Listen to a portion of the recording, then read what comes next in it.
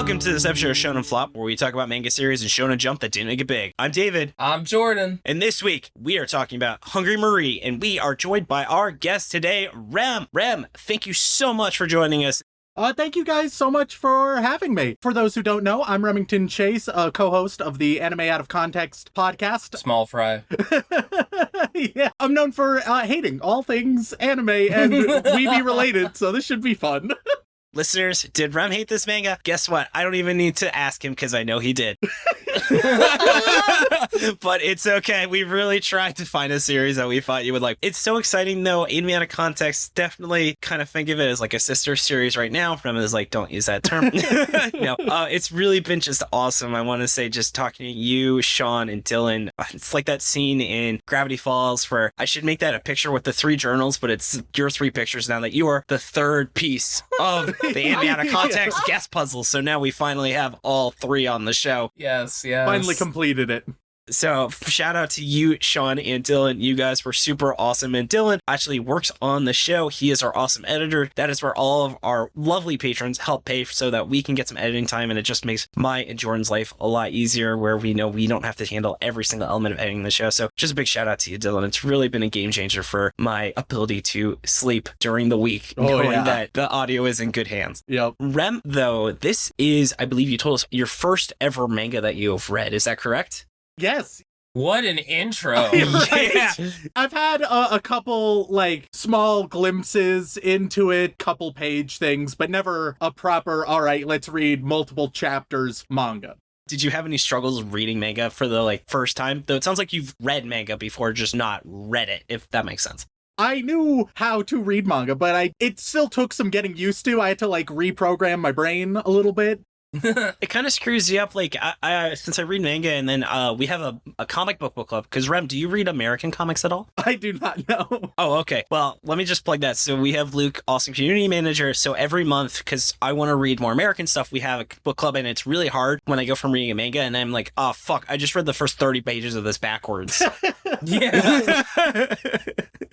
It's an automatic thing, too. I'll just be reading a page, and I'm just like, why doesn't this make sense? And I realize it's because, I read it backwards. Yeah. Whoops. I love those memes where it's like the panels are from right to left, and it's like, you dumb fucking weeb, I bet you read this correctly. And you're like, you got me. See, what's interesting, because I haven't read Western comics either, I also had to get used to the pictorial element of it. So it's not just the right to left, but at one point I was like, all right, I'm not at all looking at the pictures here, and that's somewhat important to do. Oh, look at this fucking nerd. He doesn't even read comics, David. So when Dylan said you read, you mean just the books, that words, no pictures? It's true. My secret is out. Isn't that boring? Yeah. Without, pictures? I bet there's not a single sexualized 16-year-old in anything you read. I do have one certain Russian novel. Yeah, I was gonna say, David, don't worry. There's a lot of books that still do that. Yeah, unfortunately. Well, I was gonna shit on Dress Up Darling, which was the episode we were all on together. I was about to say School Judgment, but they were fucking 12 years old. Oh, no! Yeah. Oh. For context, we had a series where imagine Dress Up Darling, same level of sexualizing the kids, but they're 12. Oh, no. It was the first series that we didn't finish. Our guest said, I am not comfortable to continue reading this because we got to the pool episode where all the kids are in bikinis. We had someone at YouTube yell at us saying, you didn't finish reading it, you pieces of shit. Oh, fuck you. Yeah, we were like, fuck you, and then I had to read it anyway because we are going to be on another podcast that asked us to fully read it, so... Oh, God. Yeah, it's fine. We gotta tear it apart more. It deserves it. Ugh. Yeah, and guess what? It still was shit even after we stopped reading. It got worse. Yeah, I bet. It wouldn't have been good if it wasn't pedophilic, but the fact that it was does make it 10 times worse. Yeah. It's always interesting to me when people are like, oh no, if you stayed with it a little longer, or if you ignore this one thing, then all of a sudden it's good. And it's 9 times out of 10, look, this is one of my major critiques, but even with that being gone, even if that wasn't a factor, it's still not good. So... Exactly. It's a sign of other problems that are occurring in the manga, too, I feel. Yeah, but anyway, speaking of signs of manga, why don't we get into the manga details? Because I know, Rem, you are going to have the time of your life telling us why you thought this series was a piece of shit. But we do have to get through the boilerplate stuff. So, this manga was created by Tamura Ryuuhei, which, Jordan, what else has this author done that we've covered? Cool Frog and Dolphin? Yes, that is completely right. Cold Toad and Porpoise. You're right. Yes, Hard Cop and Dolphin. Yes, which is Rem. Unfortunately, I kind of wish you'd read that because that is one of our favorite series, and that's why we picked this author because we're like, maybe he's gotten our hit. Yeah, this is not as good as that. We literally named a Patreon tier after that manga because we liked it so much. So actually, shout out to guys, I like this series. Wrong opinions aside. It seems like you're spoiling that are you not going to create a patron name for all of your hungry Maries out there? Is that not Starving Marys? Yeah. Mary, you hungry? Oh, no. Yeah. I'm sorry, it's definitely a Marie. I'm sorry. Marie! So shout out, though, to you, T. Wolfwood, for being a Dolphin Dad tier. Appreciate it. This series, though, was also by the creator of Beelzebub, which was a pretty big success. It had an anime adaptation. I need to check it out. I do, too. I heard, though, it's very difficult to find the translation. I think that's why Joey said he hasn't read it. Really? Joey said he hasn't read this either, which surprised me. It's difficult to find Beelzebub's translation? Because that was like a popular manga. Legal translation. Oh, I see. That still shocks me. But the series ran from February 27, 2017 to October 16, 2017, and it was 33 chapters and 4 volumes. So we actually broke our length rule for Cop and Dolphin because it was really good, which is why, Rem, I'm sorry we gave you something on the longer side for your first manga, because we're like, it'll be great. He'll love it. Whoops. I think you're being a little harsh here. I didn't hate it, but I was just like, well, I really was hoping this was going to be... Rem was not going to like it anyway, all right? Rem doesn't like things, David. I know, that's why I'm really afraid for him to read Chainsaw Man. Rem, if you can't appreciate Chainsaw Man, that's on you. Yeah. All I know about Chainsaw Man is that you guys adore it and talk about it all the time. Fun fact, it was in my contract with Dylan when he became our editor that we have right to first refusal to be guests on your episode covering the anime. But based on that 200th episode, I am very afraid if you don't like the anime, because then me and Sean might just like leave for an hour. Because what's going to happen with between you and Jordan fighting over it. So though, anyway, we're a bunch of characters. But speaking of characters, why don't we get into about the manga and hear Jordan's awesome plot summary. The world! Present day 2017. Taiga Bijogi lives in his family's Taoist temple, which is built next to a Catholic church where Anna Sagayama lives. Taiga loves 2 things: Kung Fu and Anna Sagayama. Anna loves 2 things: Taiga Bijogi and using necromancy to resurrect the ghost of Princess Marie-Therese Charlotte, the obscure real-life daughter of Marie Antoinette, the lady from the French Revolution. What? After a comedy of errors, Taiga ends up possessed by Marie-Therese, turning him into a girl. Uh-oh! What? Whenever the ghost of Marie gets hungry, Taiga gets his body back, but Marie is in control. This changes pretty soon. It's gonna get confusing from here. Taiga goes around kicking ass while looking like a cosplay princess, resulting in him getting transferred by, I guess, the Knights Templar to Anna's all-girls school. At this point, they do something where Taiga's body has just like totally disappeared, and now they just possess a doll when not controlling the body. What? It's just gonna get like harder to follow from here, honestly. Team Marie comes into conflict with Lilith, the queen of the school, because Marie is a real princess, and she's offended that Lilith is using her fucking culture as a costume. Thankfully for Lilith, though, 7 hot guys transfer over as well as Taiga, and she recruited most of them except for Leo, who's like this weird incest guy that's way too into his sister. They call him a siscon. It's fucking weird. Hold your tongue. Leo never actually matters. The Marie squad has a showdown with Lilith in a game of cops and robbers. Things look bad, but yay, they win when Taiga Deus Ex Machinas his body back to life temporarily and beats people up, which Lilith thinks is hot. Feels good. Then the doll turns into Taiga's body with the doll's head, and then into the doll's body with the Taiga's head. Marie has a Piccolo clothes beam, which winds up never getting used, and at this point, you just completely lose track of who's talking to who and when. But yeah, Anna and Taiga go on a date to straight up like a fucking Marie Antoinette museum exhibit, where they find an old incense burner with a witch in it. It's incredible. Turns out that this whole thing is just Marie's fault because when she was alive, she had a crush on her Japanese attendant and cast a spell to resurrect him and be with him forever, meaning that even though she was helping Taiga get with Anna, she was secretly in love with Taiga the whole time. Uh-oh! This also never actually matters. Anna goes for a walk and gets kidnapped by the two most forgettable bodyguards ever written in a manga, and she is brought to meet her mother?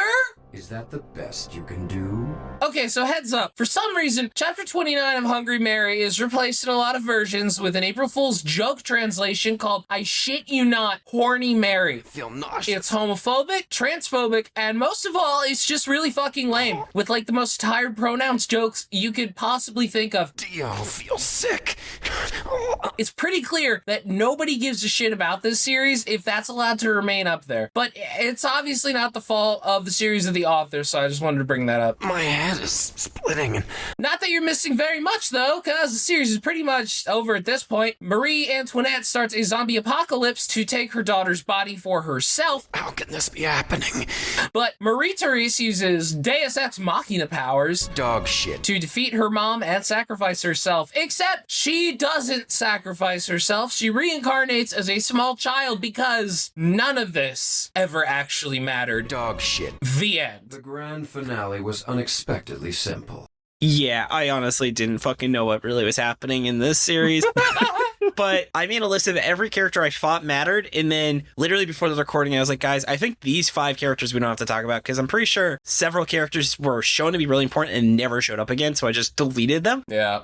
Definitely a common trend in this manga that Yeah. every few chapters they'd be like, oh, and now we have this new cast of characters. But let's save that for why it failed in just a minute. But first of all, let's just actually say who the characters that matter are. So let me start with Bijogi Taiga. So I think Taiga, this is like our second or third Taiga we've encountered.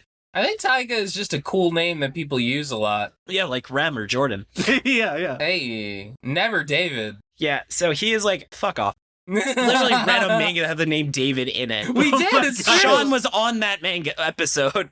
Oh, Rem, you should read Build Cam. No, he shouldn't. I'm very skeptical. It's probably about, in terms of quality, about on par with X-Arm. Oh, fuck.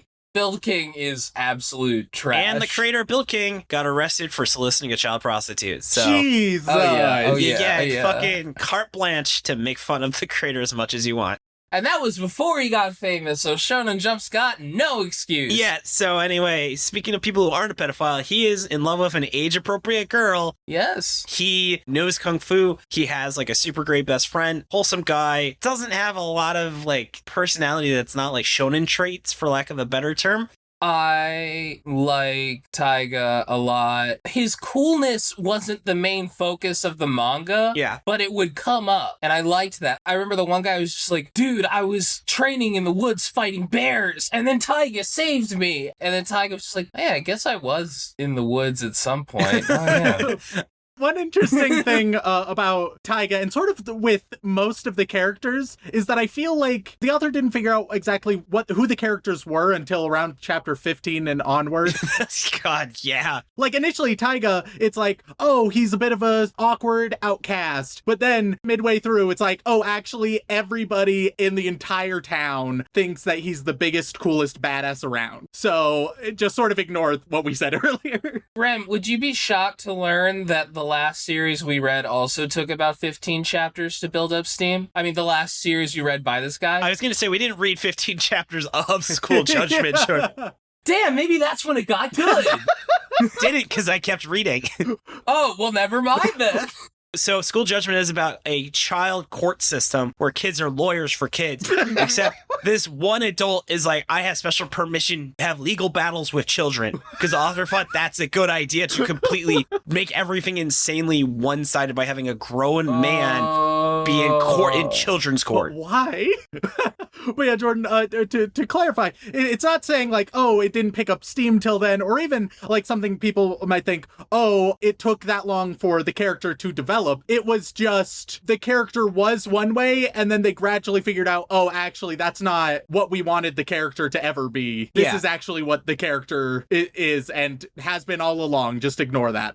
Like, I didn't feel like it was that jarring. I felt like the implication was that Taiga was unaware that this is how other people saw him. Kind of liked that. Unlike a lot of manga series that are romances, and we kind of brought this up on the My Dress Up Darling episode too, where it's like, usually you can 100% see why the guy is into the girl, but you have no reason why the girl's into the guy. Yeah. But in this series, no, I get it, dude. Taiga's like a badass. God, I wish I was Taiga. Yeah. When Taiga's not around, I'm like, where's Taiga? He's like who Jim Naruto wishes he was. Exactly, yeah. For reference, I love how, just because Rem's not familiar, we have to explain everything. So Jim Naruto was from Tokyo Shinobi Squad, which was essentially an alt-right manga that somehow got published in Shonen Jump. Yeah. And not to brag, we had one guest refuse to read it, so we had to find someone else.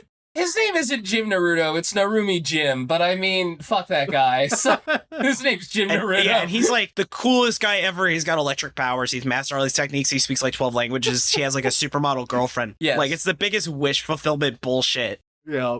They go to a town where everybody who lives there is a terrorist. Yes, it's one of our favorite episodes, Rem, if you have a chance to listen to our show. If you're not tired of us by the end of this. Oh, And Sia and Mr. T are some of the bad guys. Yeah, that sounds like true chaos. it is true chaos. Chaos reigns, Rem. Chaos. Reigns. All right, but chaos control. Let's get back into it. So, so do you guys want to get into the second main character? Sure. So, Rem, why don't you tell us about his sidekick? So we have Taiga's best friend, Utsuki Mamoru. He's a frivolous friend. He's I all... love that part. Yeah. He's big, he's boisterous, but also he's really stupid, and canonically, no one except Taiga likes him. Yeah. Fucking mood. He's a ladies' man too, you know. He's one of those teenagers. I feel like he was the only character that had like really tangible character development rather than like the author like rebooting someone's personality. Okay, I think that there was supposed to be character development. I can agree that he's one of the few characters who has, like, some scenes that imply character development. I'd be willing to say that much. But as for actually having character development, I would probably disagree. That's fair. So the author has been breaking the fourth wall the entire time throughout Yeah, this he is. series. So basically constantly. And sometimes it works better than other times. Yeah. I felt like with Mamoru, that was the time where it really worked, because he starts saying like, I'm not a protagonist, I'm frivolous. But he said that and it's like, all right, well, that isn't just breaking the fourth wall. There's something deeper there where he's like, no, this is how I view myself, and I don't view myself as a protagonist, and that is a lot of metaphorical implications, blah, blah, blah, whatever. So I feel like it worked there as opposed to some other place. Understandable. I really like the idea of Mamoru and his role in the story more than I like the overall execution of Mamoru. He's got cool sunglasses, though. Man, his sunglasses.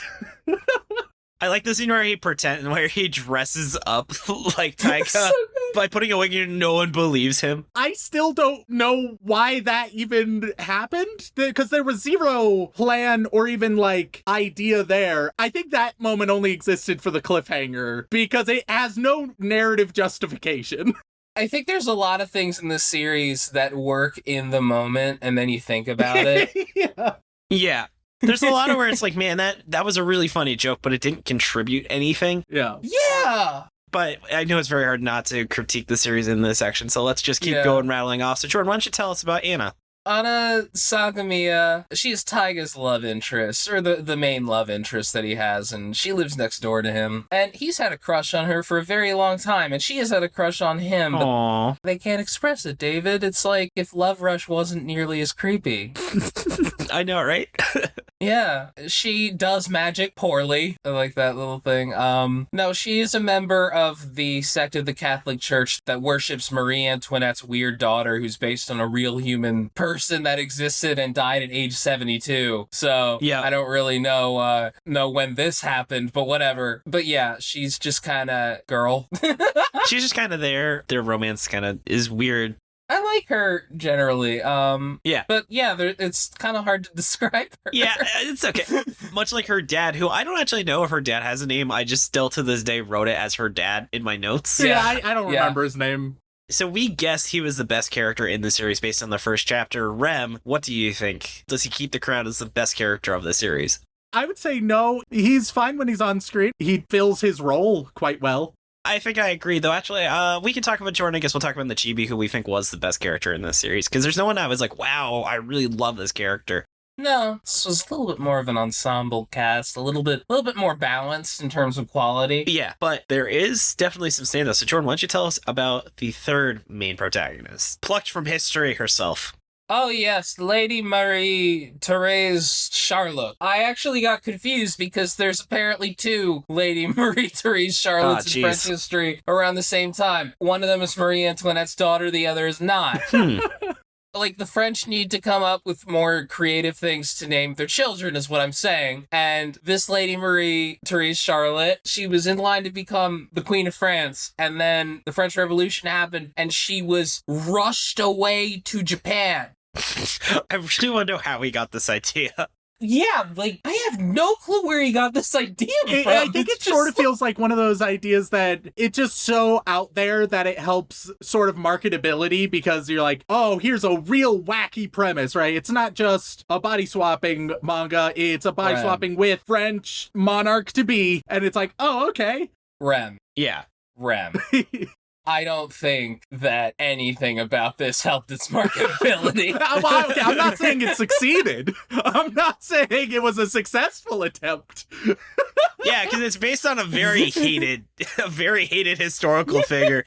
It's based on a hated historical figure's daughter, because nobody knows fucking anything about Marie-Thérèse Charlotte. If Jordan hadn't looked it up, if someone was like, is this a real person? I would say, I honestly don't know. Yeah, no, that's why I had to look it up. It's like when you're making a manga about, like, Anastasia, and you're like, nah, Anastasia's too mainstream. Let me go deeper here. We gotta go wish Anastasia. Deep cut Anastasia. Yeah. So, though, Old Sass's grandma, I thought it was his grandpa based on, I guess, a misreading in the first chapter. I like how she is very on the uptake. She's not like some senile or stuck in her way lady. No, I like her. I mean, that's the thing. Like, the series had a lot of really fun characters. It was just, it didn't have any, like... It wasn't held together well. There were a lot of great elements of this series, but, like, the actual stitching together of it left a lot to be desired. Yeah, and then I honestly feel like we had one more character notes, but I don't think we really need to talk to him because he literally disappears after, like, chapter 15. He's implied to be very, very important. He's implied to be, like, the least important main character, Marie's basically. love interest. Yeah. All right, so why don't you tell us about him? So, this is... Let's talk about Todoroki, yeah. Oh, God. So we have Nahori Leo, who he's mysterious and a very straightforward guy. It's implied that he has a dead sister. It's actually just the dog, and he is a major siscon, super into his little sister. Oh, isn't he? Right? Jesus. Bram, I feel like we should have had Sean on this episode. Oh, God, it hurts. Fun fact, though, Sean was on the one manga that had a very, like, legitimate incest plot by sheer chance. Oh, poor guy. Yeah, he didn't get away from the incest here. Like, the siscon stuff isn't a major deal until the sort of the water park episode where it gets pretty weird then. Yeah. Yeah! And yeah, Leo, he's implied to be possible love interest for Marie-Thérèse, but then just stops existing, I guess. Yeah, the author started getting notes from his editor about, hey, motherfucker, hurry the goddamn hell up. Yeah. Unlike with all of the other side characters that got forgotten about, though, Leo, it wasn't just in a couple chapters. Like, it was like, oh, he was there. He was prominent. Yeah. They made a big deal about him for a hot minute before immediately and suddenly scrapping it. Yeah, that's some of the issues the series had. You know something, Rem? You might be shocked to learn that is not uncommon to read, to discover in a canceled manga, when it's just like, wow, it seems like this entire plot got derailed all of a sudden. Yeah. One of Jordan's favorite, I Tell C, where it literally rebooted itself 3 times in 15 chapters. Oh my God. I will defend that series to the ends of the earth. But you cannot defend this series to the ends of the earth because we are hearing the fucking critique master Rem kicking it off with why it failed. Time is on the clock. God. You have 6 minutes. No, I'm just kidding. Rem, please let us start the meat of this discussion and tell us what were some things that stood out to you as issues you had with the series.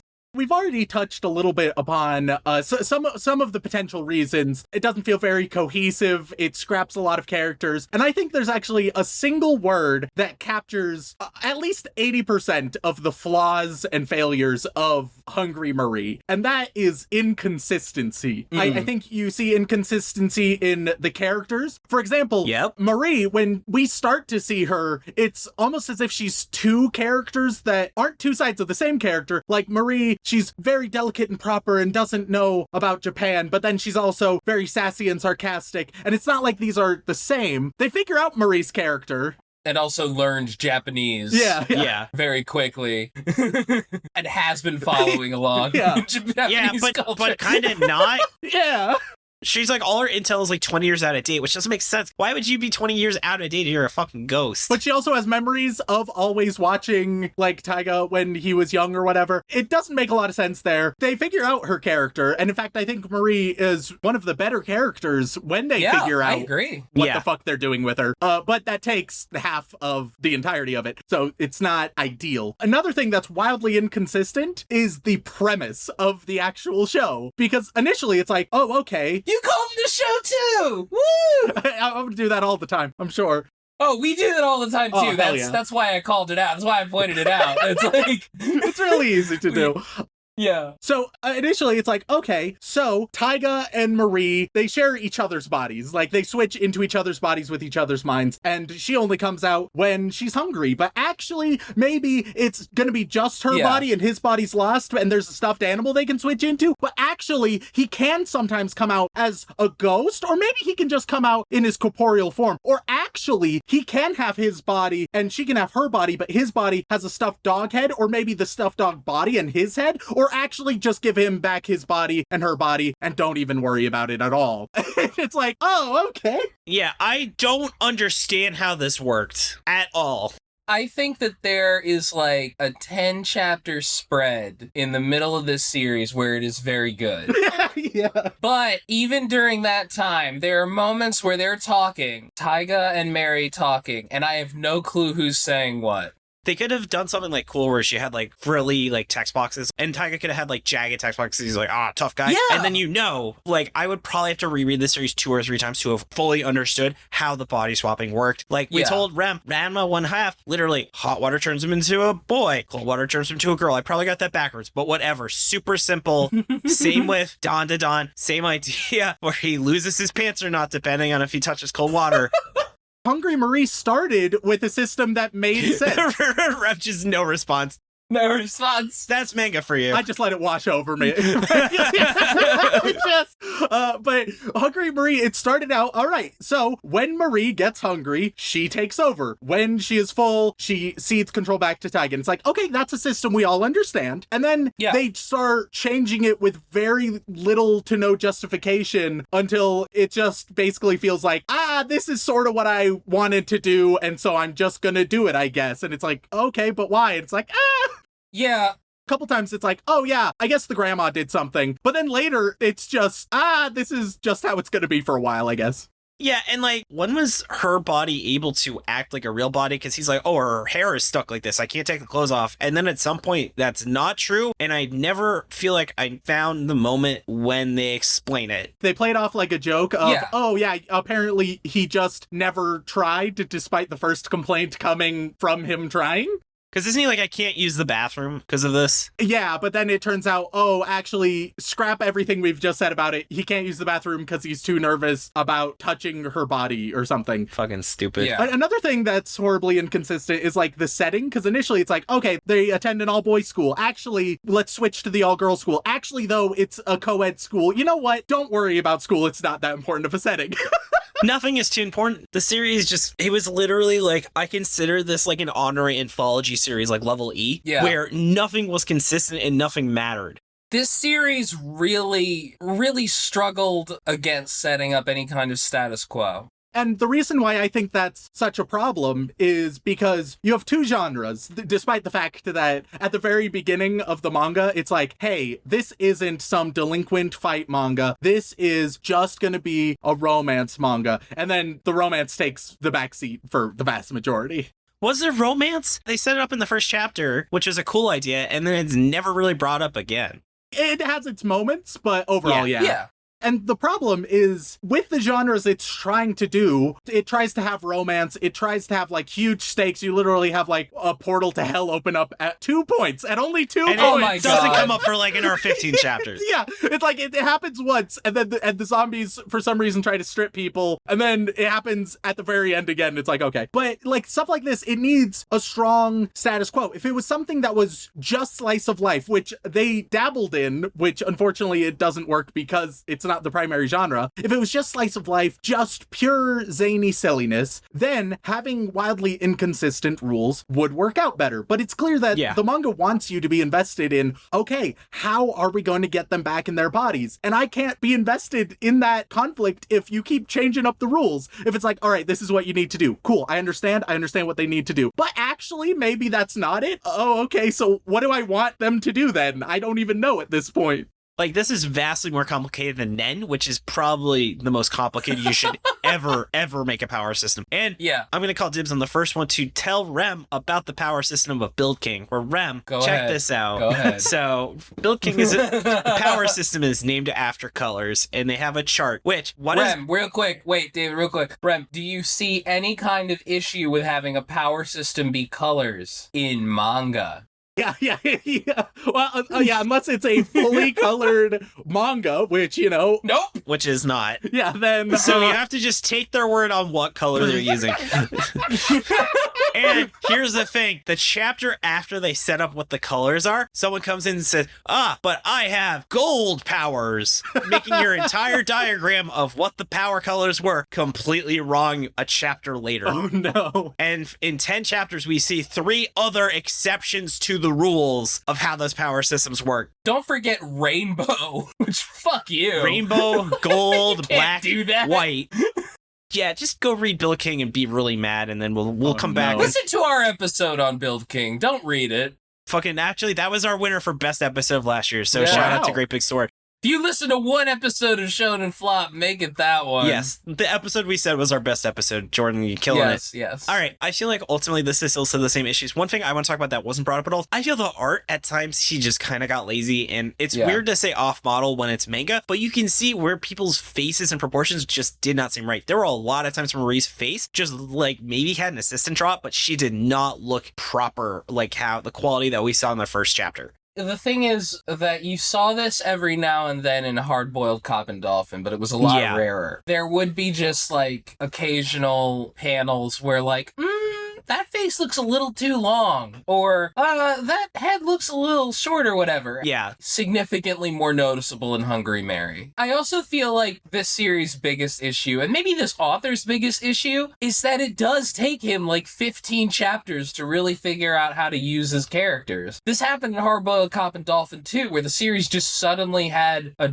like a jumping quality, like in the middle of the series. Yeah. I think it really hurts his following, because the thing about manga is that, especially the way that Shonen Jump is structured right now, you really gotta come out swinging. Yeah, I mean, he only got 30 chapters for both series because he made a big hit before.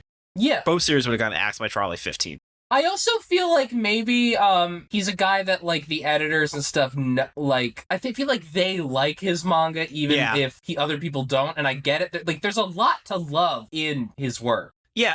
Jordan, I think that's a really great point talking about the positives work, so why don't we take that as an opportunity to move into what it did well, where I'll kick that conversation off. It's ironic that my last complaint was the art has issues, but the art, when he is, like, on model, there are some very good art. Yes. Oh, yeah. And those splash pages where you, like, the first time the zombie hell, that was amazing. Cop and Dolphin, similarly, Rem has some of the best art we've ever seen in Shonen Jump manga. You can see when he really spends his time on a piece of art. It is very, very well done.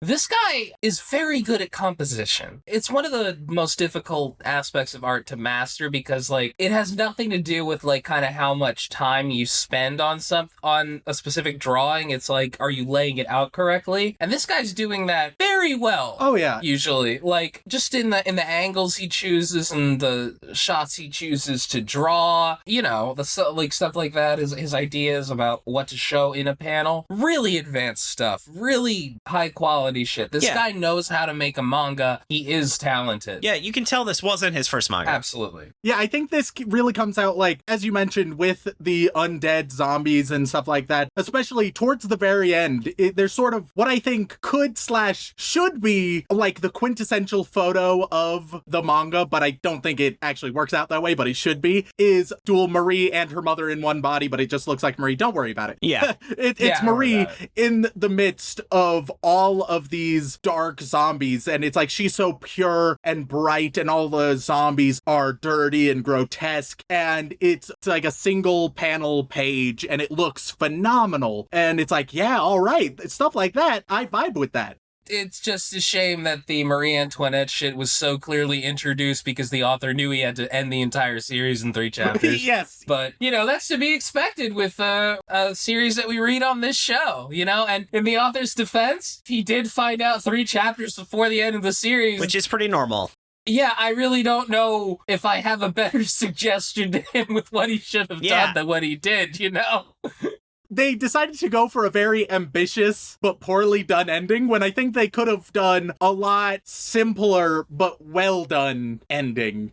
I do also want to call out something, and this is kind of a what it did well / what it did poorly kind of thing, which is the way the author breaks the fourth wall. Yeah. It feels like it's often a way to retcon stuff. Yeah, like, being trope savvy doesn't give you a free pass to being very tropey. Yeah, it's like sometimes when they broke the fourth wall, I was like, oh, this is genuinely entertaining and clever. And then a lot of time, I was like, okay, so this is just a lazy way to get past this problem without addressing it then, I guess. Like, you clearly are aware that it's lazy, too. Like, that's the whole thing, yeah. It's like how Arrested Development had the one good instance of product placement ever, and then no one ever can make that joke again, where fucking the lawyer is eating it like a Burger King. Oh, yeah. He's like, wow, this is a great sandwich. And the narrator's like, it certainly is a great place to have a burger, Burger King. And I was like, that's it. That's the one time you can make fun of the product placement. Anything else, you're literally just trying to sell us on product placement. Yeah. I mean, you know, usually the example people point to is Wayne's World, who did Oh, that yeah, too. yeah. I'm a little bit more dignified, you know. I see more of an Arrested Development fan. Actually, Wayne's World would be a great movie night, so Ozzy Rat. I'll shout out to Ozzy Rat, who runs the movie nights now. But yeah. Hi, Ozzy Rat. Ozzy Rat's great. Anyway, so speaking of great things, though, so what else would you guys say stood out as positive? Rem, in particular, I'd be curious to see what else you enjoyed about this.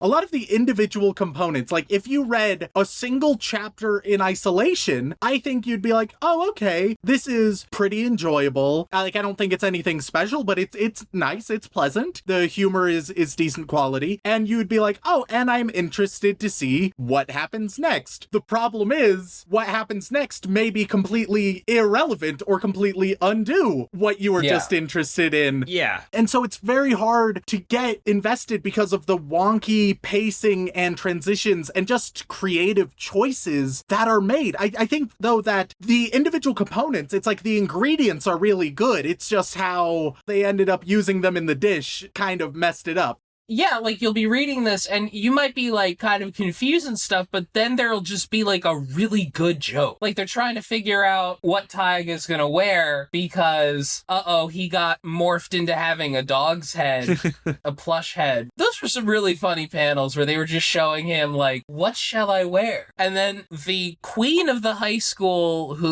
Lilith, I'm sorry, that one of the goth names. Yeah. Just appears in his window and they're like, wait a minute, this is the third story. How'd you get here? And she's like, oh, I noticed you were standing by the window, so I grabbed a crane and then blocked off the entire road. That actually is a really good example because, that moment in of itself, it's humorous and it works well, but that overall chapter doesn't have much relevance to anything. And then the setup for that chapter is one of the worst in the entire thing because it's, okay, well, he gets 2 tickets and he's going to take Anna, and she also, without him knowing, also got 2 tickets. But, I guess his 2 tickets, they quickly get ruined. Oh, but she has her tickets, so it's fine. And all of that happens in just a few pages. So it feels like there's going to be conflict, but there just isn't any. I liked that she asked him out, and especially after we saw the scene where her dad was explicitly telling her not to, it made Anna seem cooler. Like, it was like, okay, yeah, Anna's like, you know what? Nah, I like you. Fuck this shit. Yeah, let's go on a fucking date. Yeah, I think that was a really cool idea that she knew and he forgot that he told her. Yeah, I also like that there's a little bit of a less will they, won't they energy here, because it is more, no, Anna is clearly into him and also is receptive to it. And it's like, the people in this manga feel less stupid than a lot of the other series we read like this, you know?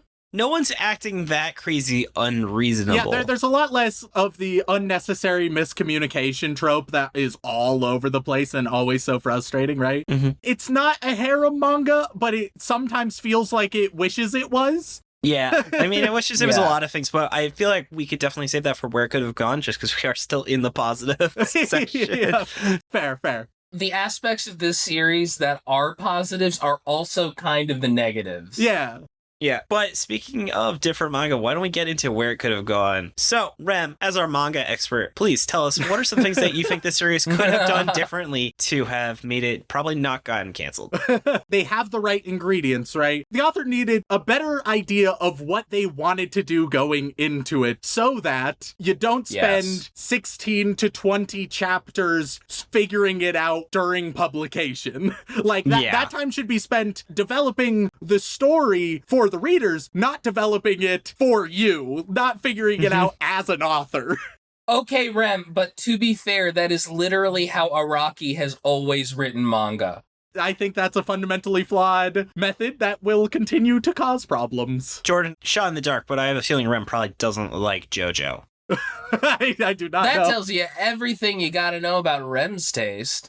I've seen the first 2 seasons of JoJo, and they were both quite bad. It's okay. See, everybody, you gotta really side with somebody who doesn't like JoJo. Go listen to Anime Out of Context episodes on them. I have great reasons for the most part. I'm sure you feel like they're great. but yeah, so I feel like having a broader plan, and this is sort of a problem with a lot of manga, though I think it's exacerbated here because of the weekly publication style, right? Where you need to keep churning out and you don't have a chance to go back and rework stuff if you come up with new ideas. But that's why it's all the more important to have really strong ideas from the get-go so it doesn't come across as a clusterfuck. It's kind of sad that, like, artists and writers aren't given that time, because sometimes it really does just take a little bit to get a feel for how to best write your series. I mean, shit, like if Star Trek The Next Generation was canceled like before it figured out how to make good episodes, then it would have been canceled immediately. It took them a little bit to get going. Yeah, it's literally called growing the beard, is when a series figures out what it needs to do. Like, I mean, we've definitely read series that had very slow starts that get a lot better. Like Fire Force, fucking pretty boring start, and then it goes to Crazy Town and it gets really interesting. JoJo! Yeah, part 1 and 3 are generally considered the worst parts. Rem, for context, season 4 is the one where David Bowie is the bad guy. Is probably the best animated season of JoJo. Just a heads up if you want to give that one a shot. Season 4 is Twin Peaks JoJo, as I call it. Yes, it's great. But yeah, so I think where it could have gone, I think it just needed a stronger identity. Yeah. If it focused on the romance, I think it could have been better. If it focused more on just the comedy, I think it could have been better. If it focused on the delinquent fight or on the sort of mystery and how do we get out of this situation, if it had any of those as larger priority, then I think it would have been a better show than jumping around haphazardly and often without much purpose. Because it has the right stuff for any of those individually, but the way it tried to combine everything, it just doesn't work. Yeah, I want to say, by the way, there was definitely some philosophy ideas or like ideas for a series I think would have been more interesting than what they did. The whole Taoism versus Christianity is a really cool plot element and something I've never seen in a shonen series before. I'm surprised whenever I see an actual Catholic church in manga. Yeah, I also want to say my favorite part of this series, no cap, was when they had to exorcise the ghost and they did it by punching the ghost. That would have been super cool. See fucking like swole ass exorcist fighting ghosts. Hell yeah. I think that could have been a good moment, but for me, that was a trash moment in Hungry Marie. In isolation, I liked the moment, but it wasn't a good moment in this comic, right? It wasn't a good moment in this manga. You like in an abstract suite. Yeah, basically, if you gave me a show that was just the grandma and Taiga, right, and they just do silly as shit exorcisms, that would be a fine one. That would also work. It's like there's so many directions they could have gone, and they just poke every direction and then ignore it. I feel like this author really likes to get clever with his ideas, and sometimes you just want to be like, dude, you got the skills. Just write a shonen manga. Yeah, it feels like they need someone to help them sort everything out. Scale it down a little bit. They maybe need a collaborator / ghostwriter. So this author gives all of the ideas, right? They provide the ideas and provide the rough draft, and then they give it to just anybody else to have the rest of the control over. That is completely fair. I almost feel like the opposite. No, have somebody else write the structure and then just tell him to do that, because the structure is where he's falling apart. The actual writing and like creation of the stuff, now I think he's got. It's just like he has no focus. I also think that another thing when it comes to where it could have gone, I think they should have obviously had stricter rules on like the switching. And frankly, I think the best system that they had was the one they started with. Yeah. His mind in her body, or her mind in his body. She comes out when she's hungry. Cool.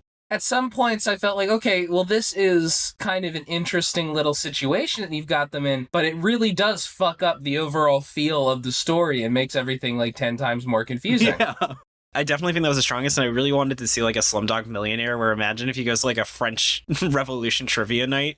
And that's like how he makes money outside of school, is like working with like archaeologists and shit. But yeah, it was just a fun idea, and they also really didn't make use of the fact that she was like someone from France. Like, we don't see any cool French Revolution facts. This could have been like educational. It was completely arbitrary. Like, he could have picked literally any person from history to have represented her, because it didn't matter what her actual background was. Well, and this sort of relates to like what I mentioned earlier about how they didn't figure out Marie's character until halfway through, because the only parts that we see her even being a little bit of a French monarch is in the first handful of chapters, and then after that she completely transforms. That is almost entirely forgotten about, other than the aesthetic. And it's like, well, that's unfortunate, because you could still have all of the sass and stuff, right? But it would be, I think, more meaningful and interesting if it was, oh yeah, no, I'm still a posh fancy monarch, but I'm also sassy as hell. Like, both of those things are true.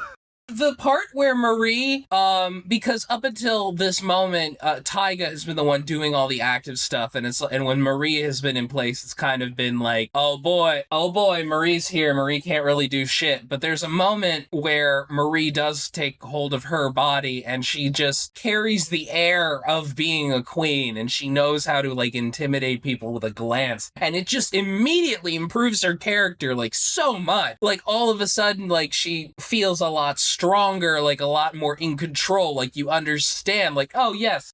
I think she might have been a better character if we kept more of that. And if you, like, it's sort of if you turned her into a little bit of a bitch. Not a terrible person, right? Not a terrible person, but right now she's super compassionate and she just really cares about everyone. And sometimes she's a little aloof, but that's it. No, I think, like, she should be a little full of herself. And she should still, at her core, be a good person. But there should be straight up times where it's like, no, yeah, she's a bit of a domineering asshole sometimes. Sometimes that works for us. Sometimes it causes problems. No, she legitimately views herself as above everybody else. Yes.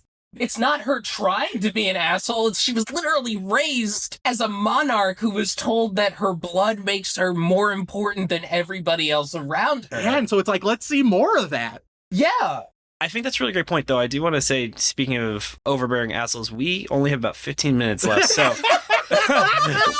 So why don't we move on to the miscellaneous thoughts? Does that sound good to you guys? Sure. Yes. Yeah, my segue game, Rem. You're just bringing the best segues out of me. The thing that stands out to me is I appreciate they actually note that "let them eat cake" wasn't actually said by Marie Antoinette. Yeah. So at least it showed he did the minimum amount of homework for this setting. Yeah, they at least did the Google search, which we can appreciate that. Yeah, that was it. That was the only straight thought I had. One About this miscellaneous thought I had was one of the very first lines, and maybe it's just because I am just an innocent old boy, but could you guys just describe to me what a Gatling kiss is? I had no idea what the fuck that was. Like, You'll find out when we come visit you in Utah. And specifically, it was a Gatling kiss with tongue. God, that's too much. Which I can almost understand a Gatling kiss if it's without tongue. I can understand, I think. Well, it could be like dog kisses then. We're just aggressively licking the person on different parts of their faces. Okay, so I think it was Mamoru who got Gatling kissed.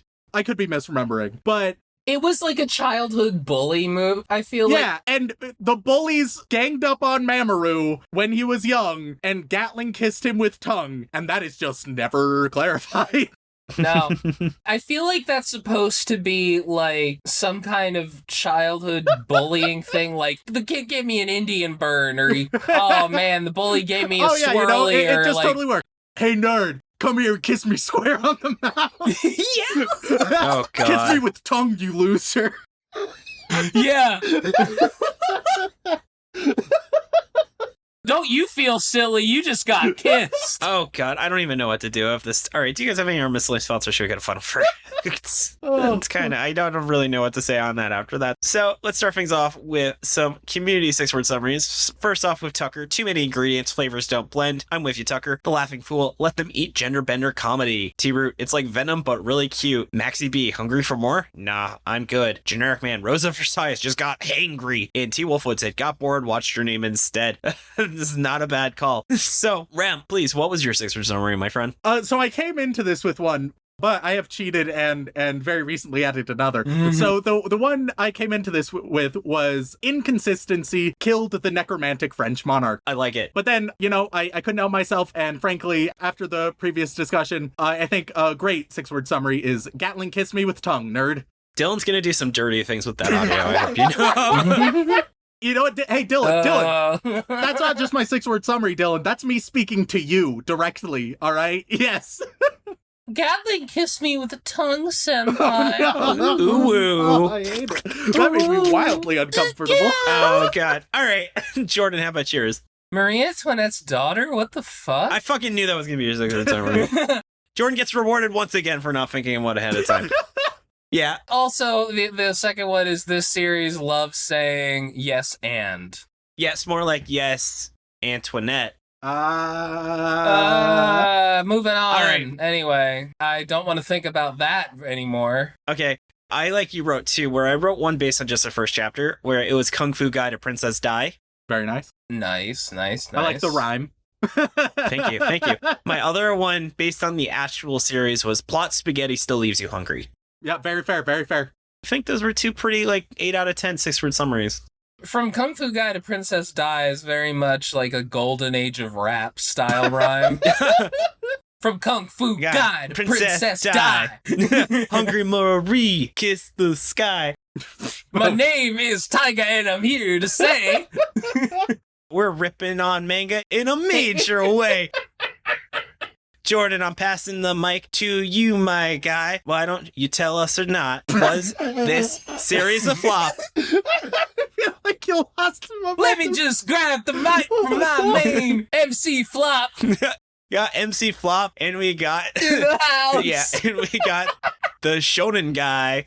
Party over here. Put your hands in the air. I'm doing it. All right, so Jordan, was this a series of flop or not? This is one of the series I was like, this is not a flop until I got in here and we started having this discussion. Yeah. It's a flop. It is close to being not, just because there are enough moments in this series that I genuinely enjoyed. Yeah. It's one of those things where he's clearly a good writer. This just was not his A game, or at least, as a whole, the product, it just doesn't click in the way that Hard-Boiled Cop and Dolphin did. I mean, this was his level E, where he was just trying to see what would work. Yes, this is very much him just messing around. I'm glad I read it. I enjoyed it. I think I did get a fair amount out of it. I definitely don't think it was a waste to write or read, but it just didn't get there. I just wish I had learned more about France, so it felt like I at least got educated. Yeah. But Rem, as the most educated person in the chat, what did you think of it? I also thought flop are many different realities where this is a successful manga and it's great and it works out. This is not one of them. It could have saved itself, but how it's done, unfortunately, definitely a flop.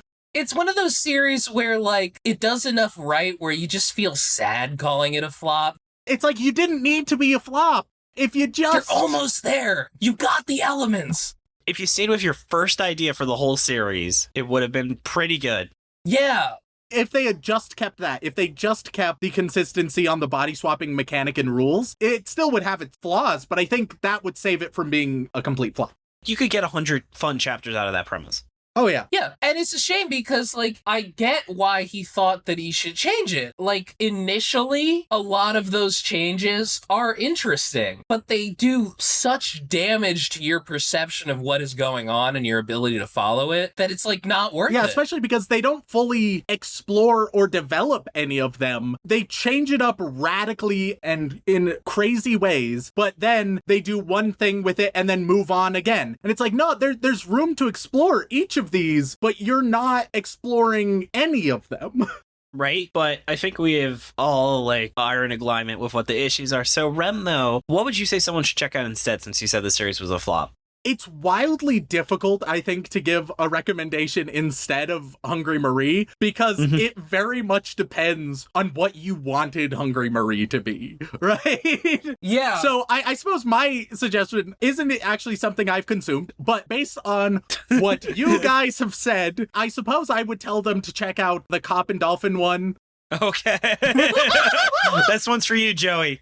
It seems like since it's by the same creator and apparently much better, and I would hope at least a bit more consistent, because other than that, I mean, what can you say? Are you into French history? That'll lead to something else. Are you into the comedy, the romance, the delinquent anime side of things, the mysterious supernatural side of things? The gender bender. The gender bending drama and comedy coming from that. It's like, why do you like Hungry Marie? Because depending on that, you will receive wildly different alternatives.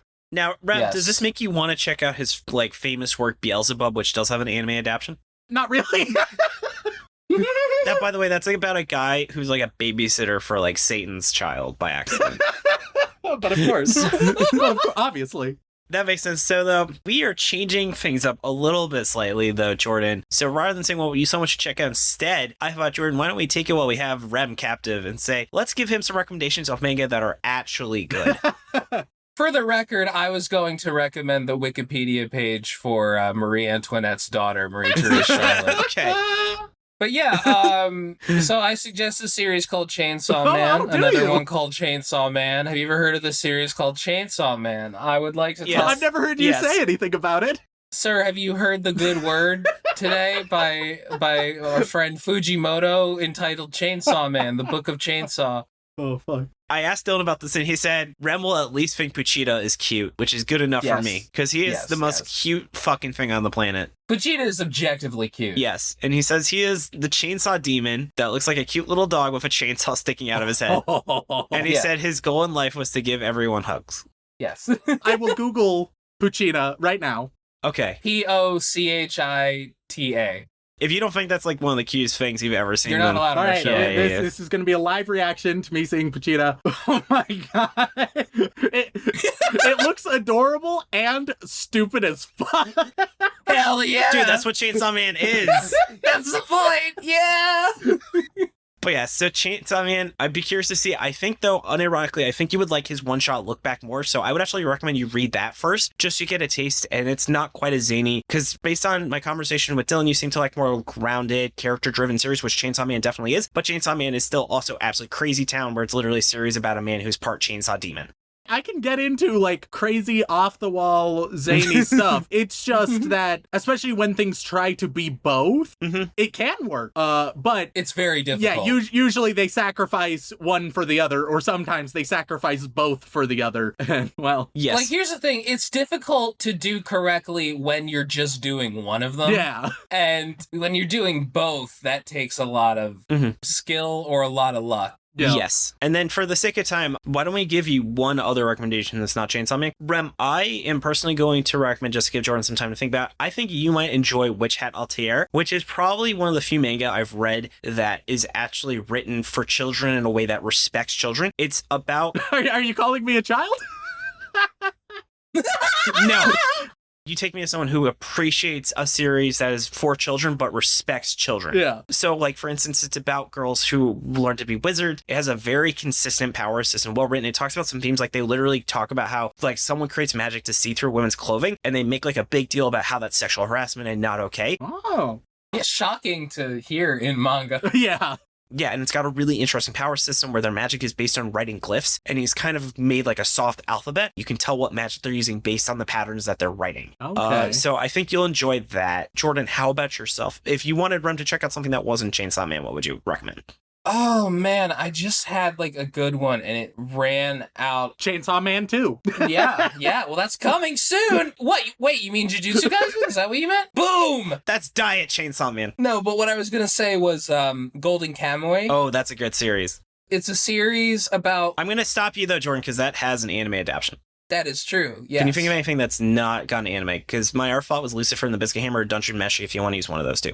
I haven't read all of Son of a bitch. Lucifer, so I feel weird recommending that. Although I also haven't seen all of Golden Kamuy, but Golden Kamuy is still very good. The Demon Slayer manga is excellent. God, fucking... Because I really love the art in the manga, and the anime looks great, but the drawings in the manga are amazing, and I recommend them. All right. Anyway, Rem, thank you for us going on our diatribe about some series while we had you captive. Why don't we talk about something that's not related to manga as we go into our shoutouts? How's that sound? So, Rem, we were so excited to have you on our guest for our 50th episode, which we forgot to celebrate at any point in this recording before literally the very end of it. It's fitting. Hey, man. That's how we roll. Yes, but now that we've said how we roll, Rem, why don't you tell us all about how you roll? And I sounded super fucking like fellow kids the way I said that. I'm exhausted and David's got COVID. I do. It's true. That's our 50th episode, baby. Yeah, all that coughing is literally because I have COVID right now. Oh, man. All right, but Rem, please tell us about what's going on in your world. Yeah, so once again, I am Remington Chase, co-host of the Anime Out of Context podcast, where me and my co-host, Sean Rollins, cover all sorts of anime, from the good to, at least in my opinion, usually the trash. He's a super weeb. I have never been into anime, and even now, 4 years going, I still really am not, but now I understand far more than I'd ever like to. You can find us wherever podcasts are found, just Anime Out of Context. We also have a Twitch channel, twitch.tv/Anime Out of Context. Rem, one day you're going to wake up and you're just going to discover that simply through the act of repeatedly witnessing it, you will realize that you actually love anime and it will ruin your life. You know, genuinely what I hate is the fact that now anytime there's an anime reference in a non-anime context, whether that's just on social media or in a TV show or whatever else, I feel like 80% of the time I understand it now, and I hate that. Just wait till if you keep reading or watching JoJo, and then every single song is a JoJo reference for the rest of your life. Oh, no. It's true. If you weren't aware, every single power in JoJo from like part 3 forward is just bands where people will be like, my power, Biggie Smalls. Or you can't stop my Green Day. Jeez. Yeah. Okay, but the best one in the entire series is still like in part 1. My name is Robert E.O. Speedwagon. Yeah, everyone loves Speedwagon. Well, I mean, not everybody. No, we're not letting you talk shit about the best girl in anime. Don't talk shit about best girl Speedwagon. Yeah, I'm pretty sure like r/best girl has like a bunch of waifus in Speedwagon in the banner picture. But anyway, speaking of best girls, I want to give props to Jordan for making the awesome opening and ending theme, being a great host and helping with editing. Props to Merliel for the awesome cover art. You can find her online at Lyle Mur, and Nigel for being our generous art benefactor. Thanks to Tucker with assistance for pronunciation, translation, other miscellaneous research. Thanks to Luke for being our community producer. You can find his work work at lukeherr.com. Check out his super awesome podcast, Domance Dawn, where he is saying, what if we recast One Piece characters as Simpsons characters? And it's definitely a really fun podcast. I also want to give thanks to T-Root, Ozzy Rat, and T Wolfwood for being our awesome transcription volunteers. You can find them on our site as they become available. And Jordan, is there anything you want to add? David? Yes. You light up my life. Thanks, babe.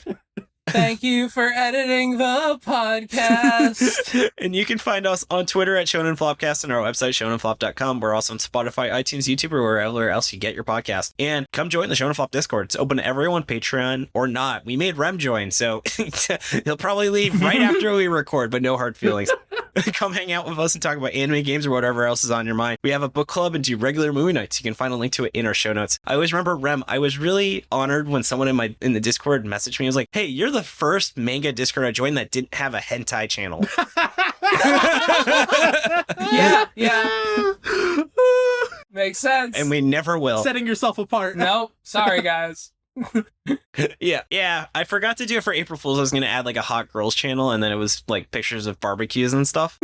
But I forgot to do it. Maybe next year. But though, if you've been enjoying our podcast and want to help us keep going, consider subscribing to our Patreon. We have a ton of awesome perks like bonus episodes on Magu-chan, Lucifer and the Biscuit Hammer, and PPP, which has 30 chapters, Jordan. Holy shit. Yes, and it's getting good now. It's good. I'm reading it. This is a good series. I was right. Yes. Ram, this manga had perhaps one of the worst first chapters we had ever read in our entire life. So, it's grown on me. Yeah, you could also even just be joining us right now, like two of our awesome patrons are doing, and you can join us at patreon.com/shonenflop. We are in super close to our next goal, where we are going to review a manga I made, and it also lets us hire Dylan for more editing time, which really helps us be able to make a better episode. And then on that note, I'm going to read off our patrons. Do not worry, Rem, this takes about 30 seconds because we don't have 500 like you do. So we have a special treat. We have the master of reading off patron names, Rem, in the house. So he is kind enough to be reading these off. So Rem, I'm going to pass the mic to you, my guy. All right, so starting off with the very well-acclaimed Chainsaw Men of Shonen Flop's Patreon. A true chainsaw man. Yes. First, of course, we have Pterodactyl Ghost. That is a lovely name. Right? Our next Chainsaw Man, we have, to be fair, most people can't pull things out of the oven with their butts. Which is, I think, also a patron of your show, given the name. Yes. Then we move on over to the Dolphin Dad. And right now we have one exclusive special little Dolphin Dad. And for that, it is Tracking Roving Animals for All Loving Girls and Raccoons, Wolfwood. Thank you, T. Wolfwood. Thank you so much. We love you, You're the T. best. Wolfwood. Then we go over to all of the Kings of the Forest. And on this list, we have Albie, Cram, Gabe Landau, Jacob Andrew Galloway, Josh Robinson, Mark, Maverick, Rachel, Hi, Rachel. Hi, Rachel. Scarlet Myrmidon, Solomon Martinez, T, and the BB King BB the. Fuck. Got it in one. Holy shit. It usually takes me like 5 tries. God damn. Fucking chat. Pretty based, you could say. The 3 of this gone. All right. Then let me see what else. I'm going to run some promos here. Do you like anime? Do you want to get into anime? Do you want to know what's going on in the world of anime? If you answered yes to any of these questions, then you should come check out the Simping for Senpai podcast. We like to talk about a bunch of animes, also try to get all the newer viewers into anime, read manga, and also try to spring our addiction of waifus. But if you want to simp for us at the Simping for Senpai podcast. We're available on a majority of your podcast apps. Thank you so much for joining us. Tune in next Monday as we give our thoughts on a very interesting manga that was also by a popular creator that had a few sexual issues. This has been David. This has been Jordan. Wow, what a whoa, what foreshadowing. This has been Remington. You've been listening to Shonen Flop. Keep on flopping, floppers. Yeah, or maybe not based on. I feel like I should just say what series it is, but we'll see what people think we're covering. Yeah. Oh boy. All right, we can stop recording. Bye. Bye.